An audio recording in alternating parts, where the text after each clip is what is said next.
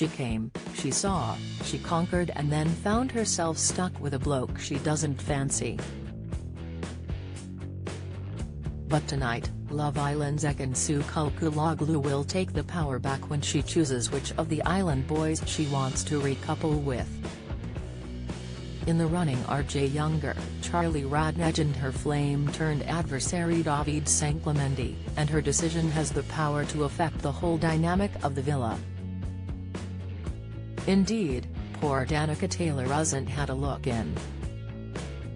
She enjoyed one snog with David, who then delivered an epic snub by choosing Antigone Buxton to recouple with. She's not been shy about her attraction to Jay, and now has no longer trying to graft Paige Thorne. She could finally couple someone she's hot for, as long as Ekin doesn't choose him first.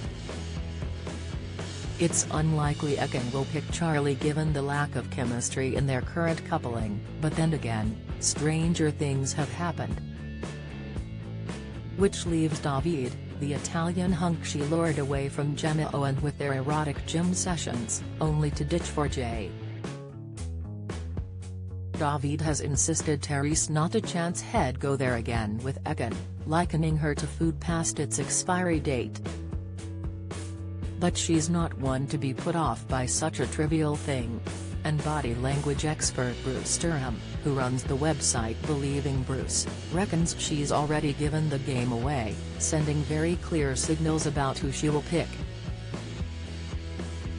The issue, he says, is that she thrives off dopamine, the reward chemical, and the more she gets rejected, the more she fights to get back on top and take back the control. Enter her complex relationship with David. David has repeatedly said he does not want to be with her. Think about walking a dog and you are holding a bag of treats. David is the dog waker, Ekin-Su the dog. She keeps coming back, sitting, wiggling her tail as if David actually is the bag of treats, Bruce explains. Look at the famous experiment of Pavlov and his dogs. Every time the bell rings, they start to salivate. Every time David rejects her, she wants more. This is a mechanism for reducing dopamine. And we as humans don't like this. We want that dopamine hit.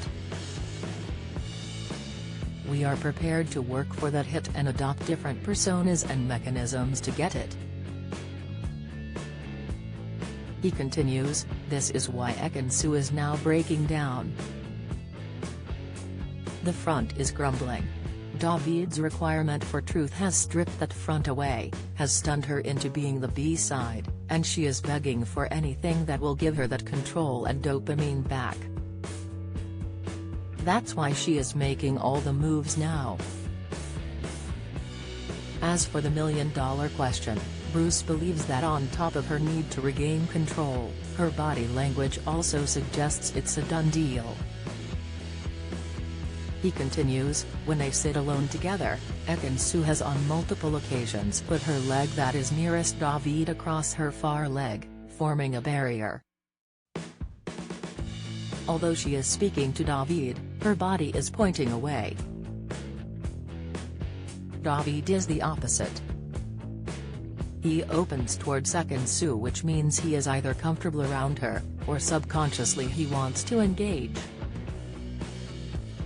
Her body posture means that Ekin-Su feels the threat of David rejecting her again, hence whilst talking she is also shielding herself and giving herself an exit route. It's like she wants him to take her hand, but if he doesn't, she can pretend that it didn't matter anyway. Combine all this together, and I do believe there is a high chance that they will recouple, because the power is in Ekin-Su's gift to choose David. I feel if she does this on such a public stage, David could lean into the offer as he will see it as an honorable way of her saying, very publicly, I'm sorry. If she doesn't choose David, well, we could have the biggest game players since Nasty Nick entered the Big Brother house.